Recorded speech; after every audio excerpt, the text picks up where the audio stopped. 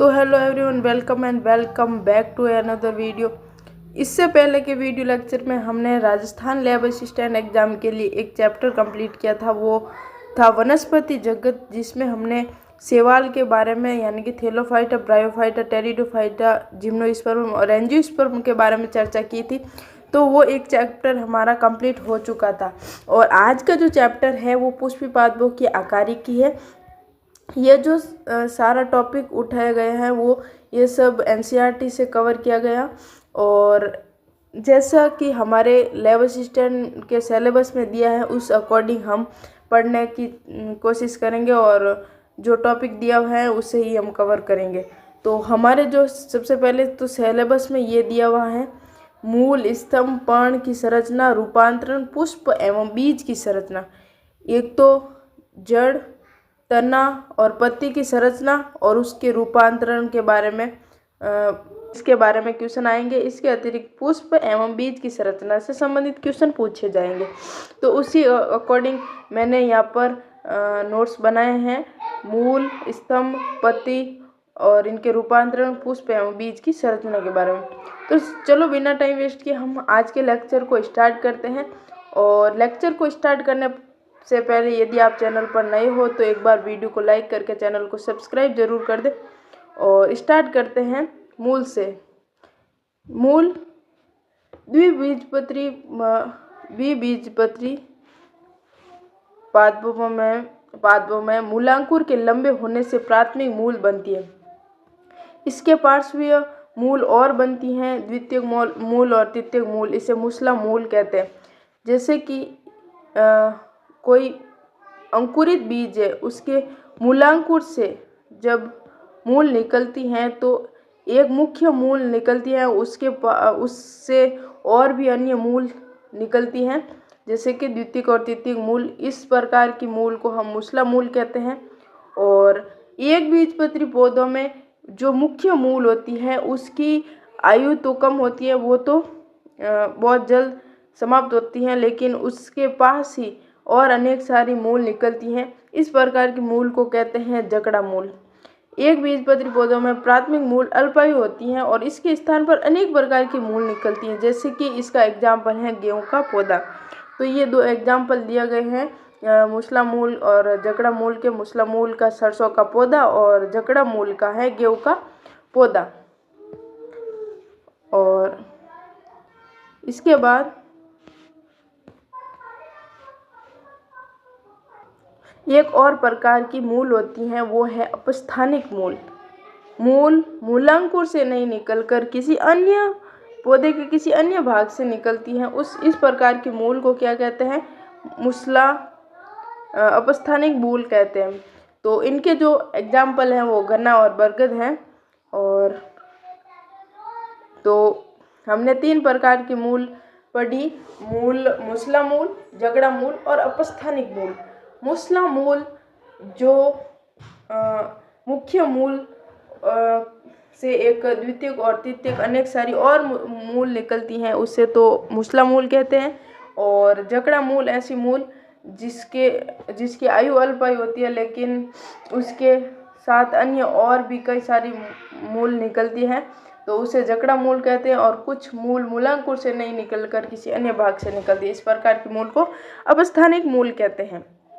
और मूल का प्रमुख कार्य क्या होता है? मूल का प्रमुख कार्य क्या होता है? मिट्टी से पानी तथा खनिज लवणों का अवशोषण करना, पौधों को मिट्टी में जकड़ कर रखना, ये सब मूल का प्रमुख कार्य है। और अब मूल के क्षेत्र के बारे में चर्चा करते हैं। मूल जहाँ से मूल का जो शीर्ष होता है, अंगुली नुमा शीर्ष होता है, इसके ऊपर क्या लगा होता है? एक मूल गोप लगा होता है। ये मूल गोप कहाँ पर काम आता है? तो यहाँ पर इस पर लगा होता है मूल गोप। ये मूल गोप कहाँ पर काम आता है? जब मूल मिट्टी के अंदर जाती है, जब वो विकसित होने लगती हैं, तो ये घर्षण को कम करने के लिए मूल गोप इसकी सहायता करता है। मूल का शीर्ष जो अंगुली नुमा होता है उस पर मूल गोप से ढका होता है। और मूल गोप कोमल शीर्ष को तब रक्षा करता है जब मूल मिट्टी में अपना रास्ता बना रही होती है। इसके अतिरिक्त मूल गोप से कुछ ही ऊपर की ओर, कुछ मिलीमीटर ऊपर की ओर मेरिस्टेम क्रियाओं का क्षेत्र होता है। इस क्षेत्र की कोशिकाएं बड़ी, पतली, भित्ति वाली और बहुत छोटी होती हैं। और यहाँ पर इनमें सघन प्रोटोप्लाज्मा होता है, इनमें बार बार विभाजन होता है और कोशिका में शीघ्रता से विकास होता है। और कोशिका की मूल की लंबाई में जल्दी जल्दी से दीर्घीकरण होता है और इस यहाँ का जो क्षेत्र है वो दीर्घीकरण क्षेत्र कहलाता है। ये प्रोटोप्लाज्मा होता है तो बार बार विभाजन होता है, शीघ्रता से मूल की लंबाई में वृद्धि होती है और उस क्षेत्र को दीर्घीकरण क्षेत्र कहते हैं। मेरिस्टेम क्रियाओं से थोड़ा सा और आगे जाने पर दीर्घीकरण क्षेत्र होता है और दीर्घीकरण की क्षेत्र की कोशिकाओं में विविधता तथा परिपक्वता पाई जाती है। इसकी समीप क्षेत्र को क्या कहते हैं? परिपक्व क्षेत्र कहते हैं। दीर्घीकरण क्षेत्र के बाद परिपक्व क्षेत्र होता है। परिपक्व क्षेत्र में बहुत पतली तथा कोमल धागे की तरह संरचनाएं होती है। इससे क्या कर मूल रोम मिट्टी से पानी तथा खनिज लवणों का अवशोषण करता है। इसके बाद मूल के रूपांतरण। मूल का रूपांतरण कैसे होता है? जड़ का रूपांतरण अलग अलग प्रकार से होता है। हर प्रकार के कुछ जैसे शलजम जो ऐसा खाने वाला भाग है जो मूल के रूप में होता है, जैसे शकरकंद में हो गया, गाजर वाला हो गया, शलजम का हो गया। इस प्रकार से ये मूल अपने अनुसार ढल जाती है, इनमें रूपांतरण होता है। तो चलो पढ़ते हैं। मूल के अन्य कार्य के लिए अपने आकार तथा संरचना में रूपांतरण कर लेती हैं। भोजन संचय करने के लिए, सहारा के लिए, श्वसन के लिए अपने आप को रूपांतरित कर देती है। गाजर तथा शलजम की मूसला मूल तथा शकरकंद गाजर तथा शलजम की मूसला मूल तथा शकरकंद की अपस्थानिक मूल भोजन को संग्रहित करने के कारण फूल जाती है। जो गाजर और शलजम में कैसी मूल होती है? मूसला मूल होती है, एक ही मुख्य मूल होती है। और शकरकंद की अपस्थानिक मूल ये अपने भोजन को संग्रहित करने के कारण फूल जाती है। और बरगद में प्रोप रूट होती है जो सहारा देने का कार्य करती है। मक्का तथा गन्ना में अवस्तंभ मूल होती है जो सहारा देने का कार्य करती है। तो ये सब लगभग सहारा देने के लिए काम आती हैं। नेक्स्ट, कुछ पौधों जैसे राइजोफोरा में मूल भूमि से ऊपर वायु में निकलती हैं, वो श्वसन के लिए निकलती है, श्वसन मूल कहलाती है। और तो यहाँ पर मूल का टॉपिक है वो समाप्त होता है। नेक्स्ट टॉपिक अपना है तना। तो मूल के बाद तना, जिसमें तना के रूपांतरण भाग के बारे में पढ़ते हैं, उसके बाद पत्ती को डिस्कस करेंगे। तो तना कौन सा भाग होता है? एक पादप का वह भाग, अक्ष का ऊपरी भाग जिस पर शाखाएं, पत्तियां, फूल तथा फल होते हैं, उसे तना कहते हैं। तना कौन सा भाग है आप सभी को पता ही है। और तना अक्ष का ऊपरी भाग होता है जहाँ पर पत्तियां होती हैं, शाखाएं होती है, फूल फल लगे होते हैं। और बीज के मूलांकुर भाग से तो मूल निकलती है, लेकिन प्रांकुर भाग से तना का विकास होता है।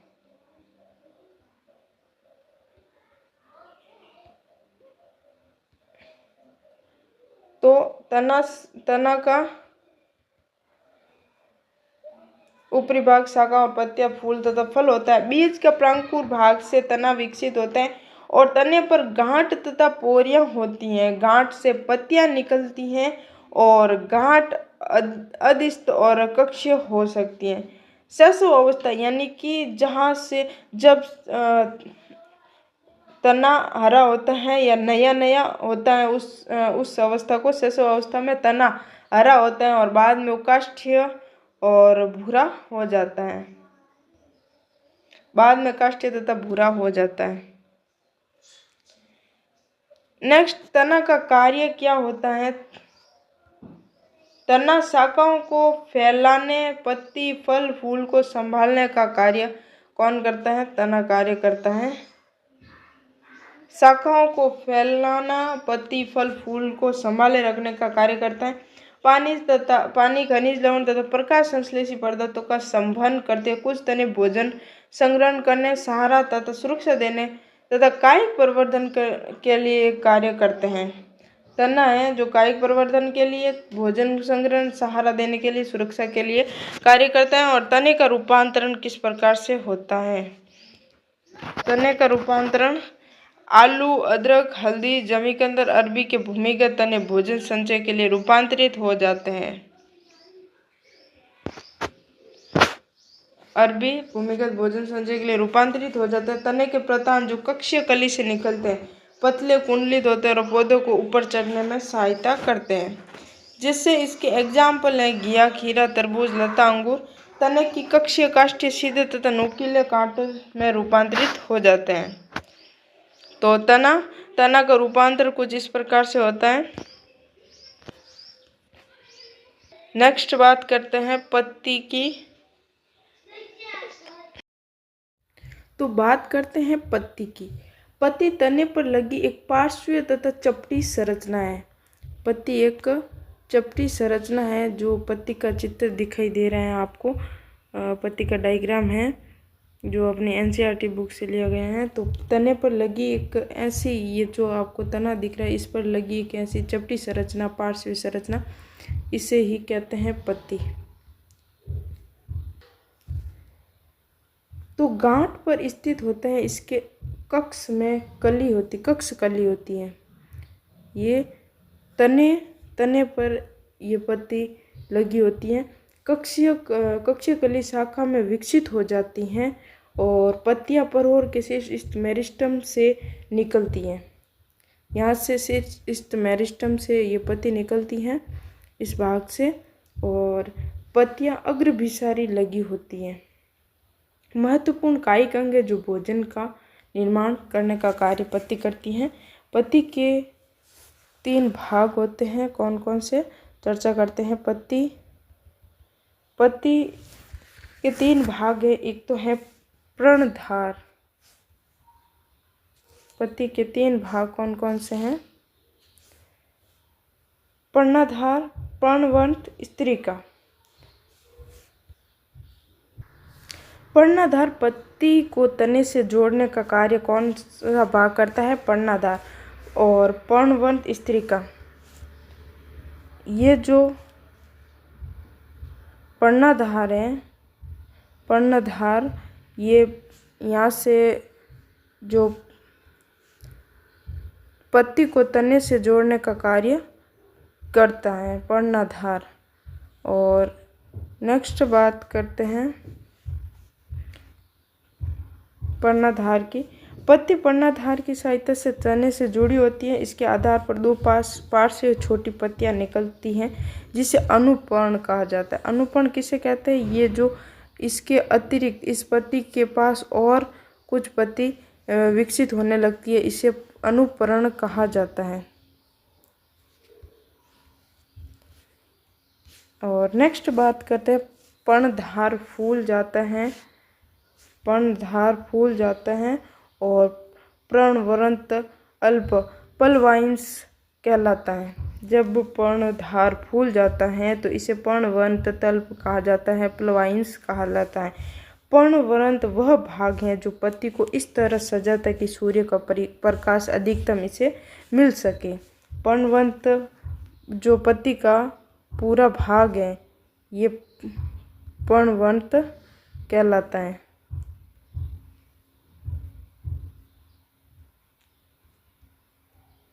ये जो भाग है ये पर्णवंत कहलाता है। ये इस प्रकार से सजाया जाता है ताकि सूर्य का प्रकाश इसे पूर्ण रूप से मिल सके। नेक्स्ट बात करते हैं स्त्री का पत्ती का हरा तथा फैला हुआ भाग है जिसमें सिरिकाएं तथा सिराएं होती है। ये जो भाग है यहाँ पर सिरिकाएं और सिराएं होती हैं। ये पत्ती का भाग स्त्रिका कहलाता है और प्रणावन जो इस प्रकार सजाने का कार्य करता है ताकि सूर्य का प्रकाश पत्ती को प्राप्त हो सके। और नेक्स्ट बात करते हैं फैला हुआ, जिसमें सिराएं और सिरिकाएं होती हैं और लंबा तथा पतला पर्णबंध स्त्रिका को हवा में हिलाता रहता था ताकि इसको ताज़ी हवा प्राप्त हो सके। और स्त्रिका के बीच में सुस्पष्ट सिराएं होती हैं जिसे मध्य सिरा कहते हैं। ये पत्ती के बीच जो लाइन होती हैं और यहाँ पर और भी लाइनें होती हैं, ये तो मध्य सिरा है और इनके आसपास सिराएं निकली होती हैं। सिराएं खनिज भोजन के स्थानांतरण के लिए नलिकाओं की तरह कार्य करती हैं। नेक्स्ट, सिरा विन्यास। पत्ती पर सिरा तथा सिरिकाओं का विन्यास होता है।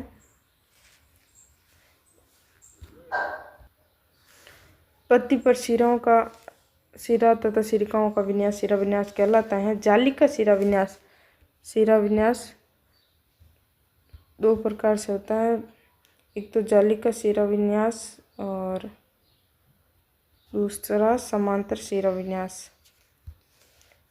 जब सिरिकाएं स्त्रिका पर एक जाल सा बनाती हैं, ये लगभग द्विबीजपत्री पौधों में होता है। समांतर सिरिकाएं समांतर हो एक बीजपत्री में पत्ती के दो प्रकार की पत्ती हो सकती हैं, सरल पत्ती और संयुक्त पत्ती। संयुक्त पत्ती भी दो प्रकार से बांटी जाती हैं, एक तो पिच्छाकार संयुक्त पत्ती और हस्ताकार संयुक्त पत्ती। तो सरल पत्ती जब पत्ती की स्त्रिका अच्छिन्न होती है अथवा कटी हुई लेकिन कटाव मध्य सिरा तक नहीं पहुंच पाता है, ऐसी पत्ती को सरल पत्ती कहते हैं। और संयुक्त पत्ती जब स्त्रिका पर कटाव मध्य सिरा तक पहुँचे और बहुत पत्रों में टूट जाए, ऐसी पत्ती को संयुक्त पत्ती कहते हैं। और संयुक्त पत्ती दो प्रकार की होती हैं, एक तो पिच्छाकार संयुक्त पत्ती, मध्य सिरा पर अनेक पत्तियां होती हैं जैसे कि नीम। और हस्ताकार संयुक्त पत्ती पत्रक एक ही बिंदु अर्थात पर्णबंध की चोटी से जुड़े होते हैं और पत्तियां अलग अलग होती हैं।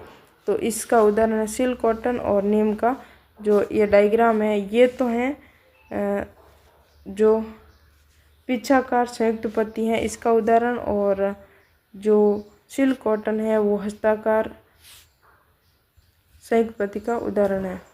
तो इस प्रकार पत्ती के दो प्रकार की हो जाती है, सरल पत्ती और संयुक्त पत्ती। संयुक्त पत्ती दो प्रकार से और विभक्त हो जाती है, पिच्छाकार संयुक्त पत्ती और हस्ताकार संयुक्त पत्ती।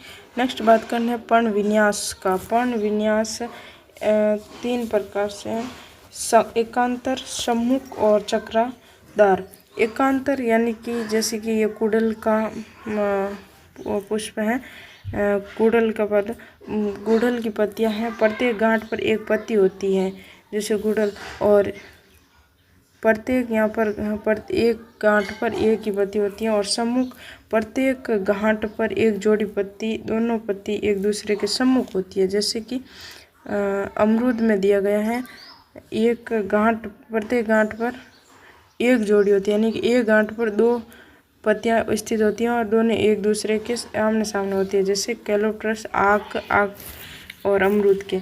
चक्रादार, एक ही गांठ पर दो से अधिक पत्तियां निकलती हैं चारों और चक्कर सा बनाती हैं। एल्स्टोनिया, जैसे इसका उदाहरण है चंपा, जैसा डायग्राम दिख रहा है। नेक्स्ट बात करते हैं पत्ती का रूपांतर। पत्ती का रूपांतर किस लिए होता है? पत्ती ऊपर चढ़ने के लिए प्रतान में रूपांतरित हो जाती है, इसका उदाहरण है मटर। और रक्षा के लिए पत्ती अपनी रक्षा करने के लिए कांटों में रूपांतरित हो जाती है, जैसे इसका उदाहरण है कैक्टस। प्याज और लहसुन की गूदेदार पत्तियां भोजन संचय के लिए रूपांतरित हो जाती हैं। और छोटी तथा अल्पायु पत्तियां पर्णबंध को फैलाकर हरा बना देती है, भोजन बनाने का कार्य करता है। ऑस्ट्रेलियन अक्षिया। और कीटहारी पादपों में पत्ती घड़े के आकार में रूपांतरित हो जाती है, घटपणी, विनस फ्लाई ट्रैप, ये इनके एग्जाम्पल हैं। नेक्स्ट बात करते हैं पुष्प की बात करते हैं। तो तना, पत्ती और मूल, इन तीन के बाद बात आती है पुष्प की। पुष्प को चार भागों में विभक्त किया जाता है, बाह्य दल, दल पुंज, पुमंग और जायांग। जो बाह्य दलपुंज और दलपुंज है ये तो पुष्प के सहायक अंग है, जबकि पुंमंग और जायांग एक लैगिंग अंग होते हैं। और इसके अलावा पुंकेसर अथवा अंडप की स्थिति के आधार पर पुष्पों को एक लिंगी और द्विलिंगी में विभक्त किया जाता है। जब पुंकेसर अथवा अंडप किसी पुष्प में एक ही स्थित हो, दोनों में से कोई एक, तो एक लिंगी होते हैं, और पुंकेसर होता है इस तरीके से दोनों उपस्थित होते हैं, उससे पुष्पों को द्विलिंगी पुष्प कहते हैं। नेक्स्ट जो पुष्प अंडाशय पर अब बाह्य दलपुंज और अंडाशय की इन स्थिति के आधार पर पुष्प को 3 प्रकार से विभक्त किया जाता है: अधोजायांगता, परिजायांगता और अधिजायांगता। अधोजायांगता जिसमें पुष्पवंत पर कैलिक्स, कोरोला, पुंमंग नीचे की ओर होते हैं, और जो जायांग है वो सर्वोच्च स्थान पर स्थित हो, तो इससे अधोजायांगता या हाइपोगाइस कहते हैं। ऊर्ध्ववर्ती भी कहलाता है। इसके जो एग्जाम्पल हैं सरसों, गुड़हल तथा बैंगन है। इसके अलावा परिजायांगता यानी कि पेरिगाइसस जो अंडाशय मध्य में तथा अन्य भाग पुष्पासन के किनारे पर स्थित है, आधा अधोवर्ती भी कहलाता है। और इसके एग्जाम्पल पल्म, गुलाब, आड़ू। अधिजायांगता एपिगाइनस पुष्पासन के किनारे अंडाशय से ऊपर चले जाते हैं, अन्य भाग संलग्न हो जाते हैं, सभी भाग अंडाशय के ऊपर उगते हैं, अधोवर्ती कहलाते हैं। इसके एग्जाम्पल अपुष्प, अमरूद, घिया। असममिति पुष्प के बीच में ऊर्ध्वाधर समतल से 2 भागों में विभक्त न हो कहना कहलाता है। पुष्प दल विन्यास, बाह्य दल तथा दलपुंज के लगने का क्रम, कोरस्पर्शी, व्यावर्ती और कोरछादी और वैक्जिलरी 4 प्रकार से विभक्त किया जाता है। कोरस्पर्शी बाह्य दल और दलपुंज केवल दोनों के किनारे स्पर्श हो, कैलोट्रप्स। और व्यावर्ती दल अथवा बाह्य दल का किनारा अगले दल पर तथा दूसरे, तीसरे आदि पर अति व्यापित हो, तो वो है व्यावर्ती। गुड़हल, भिंडी, कपास ये है कोरस्पर्शी, ये है व्यावर्ती, कोरछादी और वैक्जिलरी।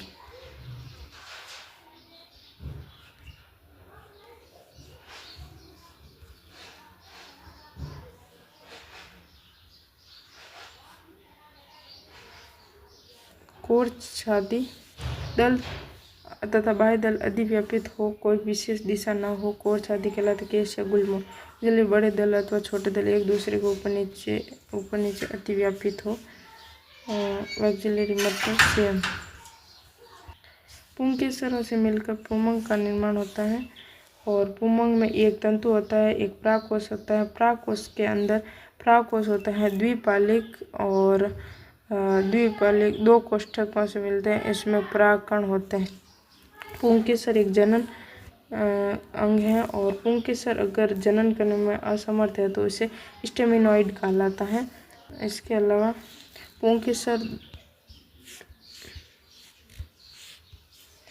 दल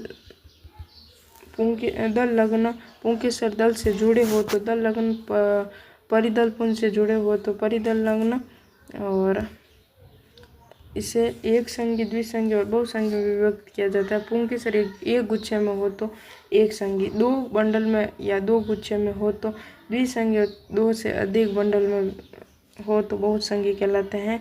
एक संगी के गुड़हल, द्विसंगी के एग्जाम्पल है मटर, और बहुसंगी के सिट्रस। जायांग पुष्प का ये मादा जनन अंग होता है। अंडप के 3 भाग होते हैं। जायांग के 3 भाग, वर्तिकाग्र, अंडाशय। अंडाशय जो आधारी भाग है, फूला हुआ भाग है, वो अंडाशय कहलाता है, जिस पर एक लंबी नली होती है जिसे वर्तिका कहते हैं। वर्तिका और अंडाशय को जोड़ने का जो कार्य करता है वर्तिकाग्र करता है। वर्तिकाग्र वर्तिका की चोटी पर स्थित हो, जो परागकण को ग्रहण करने और आकर्षित करने का कार्य करते हैं। बीजांडसन प्रत्येक अंडाशय में एक अथवा अधिक बीजांड होते हैं, जो चपटे गुद्देदार बीजांडसन से जुड़े होते हैं। युक्तांडपी और युक्तांडपी जब एक से अधिक अंडक होते हैं, वे पृथक हो जाते हैं, और उसे व्युत्तानपी कहते हैं। इसके एग्जाम्पल गुलाब और कमल। व्युत्तानपी जब अंडक जुड़े होते हैं उसे युक्तांडपी कहते हैं। निषेचन के बाद बीजांड बीज तथा अंडाशय फल में परिवर्तित होते हैं। बीजांडसन के प्रकार, बीजांडसन को कुछ इस प्रकार से विभक्त किया गया है। सीमांत, स्तंभीय, भित्तीय, आधारी, केंद्रीय तथा मुक्त स्तंभीय। सीमांत जहाँ बीजांड कटक पर स्थित होते हैं और दो कतार में होते हैं, जैसे इसका एग्जाम्पल है मटर। स्तंभीय जब बीजांडसन अक्षीय होते हैं और बीजांड बहुकोष्ठकीय अंडाशय पर लगे होते हैं। गुड़, हल, टमाटर, नींबू। इसका जो डायग्राम है कुछ इस प्रकार, जब बीजांडसन अक्षीय होता है और बीजांड बहुकोष्ठकीय अंडाशय पर लगे होते हैं। इसका जो एग्जाम्पल है गुड़, हल, टमाटर, नींबू है। और भित्तीय बीजांड अंडाशय की भीतरी भित्ति अथवा परिधीय भाग पर लगे रहते हैं। अंडाशय एक कोष्ठक होता है, लेकिन आभासी पर बनने के कारण दो कोष्ठक में विभक्त हो जाता है। इसके एग्जाम्पल है सरसों, आर्चमोन। मुक्त स्तंभी जब बीजांड केंद्रीय कक्ष में होते हैं और पुट्य नहीं होते हैं। डाइएंथस, प्रिमरोज। और आधार्य बीजांडसन अंडाशय के आधार पर होते हैं। इसमें केवल एक बीज होता है। इसका एग्जाम्पल सूरजमुखी और गेंदा। इसके बाद 4 टॉपिक कंप्लीट हो जाते हैं और नेक्स्ट टॉपिक है बीज की संरचना। बीज दो प्रकार से, बीज पत्र के आधार पर दो प्रकार से विभक्त किया जाता है। एक बीजपत्री, द्विबीजपत्री। जिसमें एक बीजपत्री और दो बीजपत्र हो तो उसे द्विबीजपत्री कहते हैं। और निषेचन के बाद बीजांड से बीज का निर्माण होता है। बीज में एक बीजावरण होता है और एक भ्रूण होता है। भ्रूण में एक मूलांकुर होता है, एक भ्रूणीय अक्ष होता है। एक अथवा दो बीजपत्र हो सकते हैं। इसमें एक बीजपत्र के एग्जाम्पल गेहूँ, मक्का और दो बीजपत्र तना और मटर। और एक बीजपत्री संरचना के बारे में देखें तो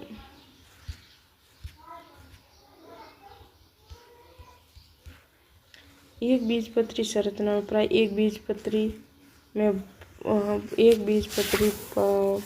बीज में भ्रूणपोष होता है। इसका जो अपवाद है आर्किड, वो अभ्रूणपोषीय लेकिन एक बीजपत्री है। बीज पर बीजावरण होता है, भ्रूण होता है और भ्रूण पर बीजपत्र अक्ष होता है। अक्ष पर मूलांकुर और प्रांकुर होता है। इसका जो डायग्राम दिया गया है, ये एक बीज है, बीज की संरचना एक बीजपत्री की। यहाँ पर भ्रूणपोष होता है, यहाँ पर ये भ्रूणपोष होता है और इस पर एक बीजावरण लगा होता है, चारों तरफ बीजावरण लगा होता है और भ्रूण इसके बीजावरण लगा होता है और इसके अंदर एक पुट्टीनुमा संरचना होती है। इसको लेटम कहते हैं। इसमें प्रांकुर चोल और प्रांकुर चोल होती है। मूल अंकुर पर मूला अंकुर चोल स्थित होती है। यहाँ पर ये बीजावरण है और एल्यूरोन सतह इसके अंदर भीतरी सतह पर होती है। तो बीज का आवरण बाह्य कवच और अंत कवच होता है। भ्रूण बीजावरण हटाने पर हल्के पीले रंग की संरचना मिलती है, उसे भ्रूण कहते हैं। और भ्रूणाक्ष अक्ष होता है, आकार में भ्रूण छोटा और भ्रूणपोष एक सिरे पर खांचे में स्थित होते हैं। इसके अलावा भ्रूणपोष स्थूल होता है और भोजन का संग्रहण करता है। भ्रूणपोष की बाहरी भित्ति भ्रूण से एक प्रोटीनी सतह द्वारा अलग होता है, जिसे एल्यूरोन सतह कहते हैं। भ्रूणपोष की जो बाहरी भित्ति है भ्रूण एक प्रोटीन सतह द्वारा अलग होता है, इसे एल्यूरोन सतह कहते हैं। भ्रूणपोष में एक बड़ा तथा ढालाकार बीजपत्र होता है, जिसे स्कूलेटम कहते हैं। इसके अक्ष पर प्रांकुर तथा मूलांकुर होते हैं। ये प्रांकुर और मूलांकुर चादर से ढके होते हैं, जिसे प्रांकुर चोल और मूलांकुर चोल कहते हैं। इसके बाद द्विबीजपत्री बीज की संरचना। बीज की बाहरी परत बीजावरण की बाहरी सतह बीज चोल, भीतरी सतह टैगमन कहलाती है यहाँ पर। और बीज फल के साथ जुड़ा होता है, जिसे नाभिक कहते हैं। यहाँ पर बीज फल के साथ जुड़ा नाभिक और नाभि के ऊपर एक छिद्र होता है जिसे बीजांड द्वार कहते हैं। भ्रूण और बीजाणु को हटाने पर बीजपत्र के मध्य भ्रूण होता है। भ्रूणीय अक्ष दो बीजपत्र भोजन संचित करता है। अभ्रूणपोषी होते हैं। द्विबीजपत्री चना से मटर और इसका अपवाद अरंड भ्रूणपोषी होता है। तो ये लेक्चर यहीं पर समाप्त होता है और इस प्रकार से हमारे 2 चैप्टर हैं वो कंप्लीट हो गए। एक तो वनस्पति जगत और दूसरा अपना जो पादपों की आकारिकी है उसके बारे में हमने चर्चा कर ली है। और यदि वीडियो अच्छा लगा तो वीडियो को लाइक करके चैनल को सब्सक्राइब ज़रूर कर दें और मिलते एक नेक्स्ट चैप्टर के साथ, एक नए चैप्टर और नए टॉपिक के साथ। धन्यवाद।